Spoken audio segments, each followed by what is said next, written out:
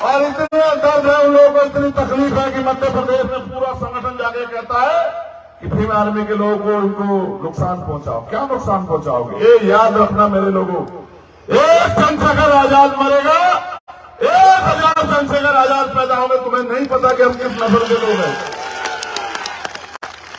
हम वो लोग हैं कि बंजर मूठ इसके धरती का सीना चीर के जो फसल उगाते हैं, वो लोग हैं। हम किसान कमेरे लोग हैं, हम कोई कमजोर लोग थोड़ा ही। मैं तो आपसे कहने आया, मेरी माए बहने बैठी हैं, आपने सबको विश्वास किया। बताओ आपके हिस्से में क्या है? अगर आप काम नहीं करोगे तो, अपना घर के लिए तैयारी नहीं करोगे तो बताओ, आपको कोई चुनाव के बाद भी पूछने आता है क्या? बताओ, कोई चुनाव के बाद आपसे पूछने आओ कि रोटी है क्या घर में, कपड़े हैं क्या घर में? कभी पूछने आओ तो मुझे खड़ी होकर बताओ मेरी बहनों माओ। उनका आपसे सिर्फ एक रिश्ता है, जब क्योंकि वोट है आपके पास, ये करोड़ों रुपए से महंगे, उनको इसको चाहिए। जिस दिन वोट आपने दे दी, उनका मतलब खत्म है। और ये वो लोग हैं जो मैंने तैयार किए, बिना स्वार्थ के लड़ रहे हैं आपके लिए। अगर ऐसे लोग ताकतवर यहां हरियाणा में होंगे तो आप बताओ मेरे भाइयों कि ये आपके लिए काम नहीं करेंगे क्या? बताओ। आपने यहां सत्संग का आयोजन किया, जाति तोड़ो समाज जोड़ो, और वही सत्संग जी जहां से चला, सतगुरु रविदास जी महाराज कह रहे हैं कि बेगमपुरा राज लाओ। कैसे आएगा बेगमपुरा राज? जब बेगमपुरा राज लाने वाले उस विचार के लोग नहीं खपेंगे उस बुनियाद में। ये जो नौजवान हमारे भाई बैठे हैं, मैं आपसे कहना चाहता हूं, बताओ कोई आया चुनाव के बाद आपकी बस्ती में कि तुझे रोजगार मिलता है नहीं मिलता? बताओ, मुझे गलत साबित करो मेरे भाइयों। कोई आया तुम्हारी बस्ती में पूछने कि तुम्हारे घर में आता है या नहीं? ये बताओ। किसने पूछा तुम्हारी जेब में पैसे हैं नहीं? ये पूछा तो बताओ। तो बस उन्हीं के भरोसे रहना चाहते हो? अपनी ताकत बनाओ। ये कुचल देंगे लोग तुम्हें अगर तुमने अपनी ताकत नहीं बनाई। और अपने घरों का हाल देखो, अगर तुम मेहनत मजदूरी नहीं करोगे तो रोटी नहीं मिलेगी तुम्हें शाम के टाइम। मेरे भाई, भारतीय संविधान में आपसे जो बात कर रहा हूं उसको गांठ मान लेना। भारतीय संविधान हर व्यक्ति को रोटी, कपड़ा, मकान गारंटी देता है। और सरकार जो देती है वो कोई एहसान नहीं करती, हमारे पैसे को हमें वापस करती है। किसी दिन फुर्सत में तुम्हें समझाऊंगा कि देश के लोकतंत्र में कितनी शक्ति है।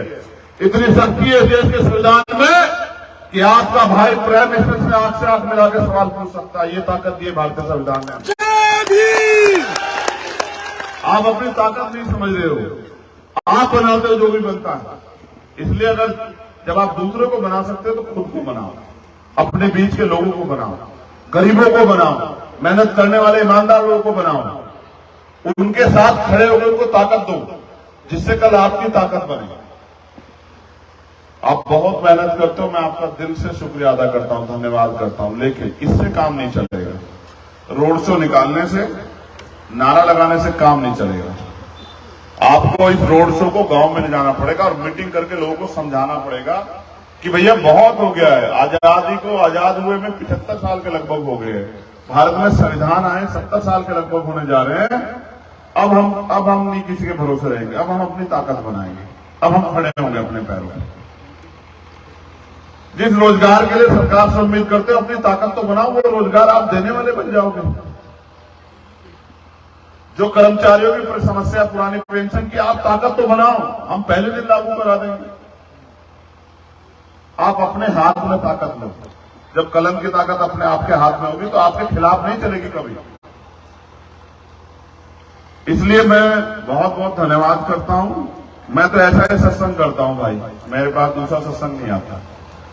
दूसरे वाले तो धार्मिक हमारे भाई करते हैं सत्संग, मैं तो यही सत्संग करता हूं क्योंकि मुझे पता है कि जब ये सत्संग घर घर में जाएगा और मेरी बहनें, मेरी माएं, मेरे छोटे भाई, मेरे बड़े भाई, हमारे बुजुर्ग मिलकर इस ताकत को बनाने के लिए निकलेंगे तो मैं फिर कहता हूं, चंगा तो कठौती में गंगा रह जाए। ठीक है, वरना आने वाला समय कुछ ऐसा है, आज जो सरकार बैठी है सत्ता में, कि वो आपसे बोलने का अधिकार भी छीन लेगी। वो आपसे सम्मान से खड़े होने का अधिकार भी छीन लेगी। फिर करोगे क्या? क्या बचेगा आपको? कुछ भी तो नहीं, जब सब लूट जाएगा।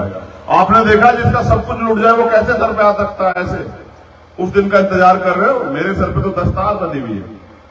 मैं तो इस दस्तार की इज्जत समझता हूं। मेरी दस्तार तो मेरी माए बहने हैं। इनकी तरफ उठने वाली हर आंख के खिलाफ खड़ा है चंद्रशेखर आजाद कि अगर इनकी तरफ कोई आंख उठाएगा तो उसको पहले मुझसे निपटना पड़ेगा। मेरी दस्तार तो यही है। मेरी दस्तार तो ये मेरे बड़ों की पगड़ी है जो यहां बैठे हैं रात को 12 बजे मुझे सुनने के लिए, जिन्होंने अपने खून से अपने मेहनत की कमाई से टेंट लगाया। मेरी दस्तार तो आप लोग हो, मेरी और कौन सी दस्तार हो सकती है? मेरी दस्तार आप हो।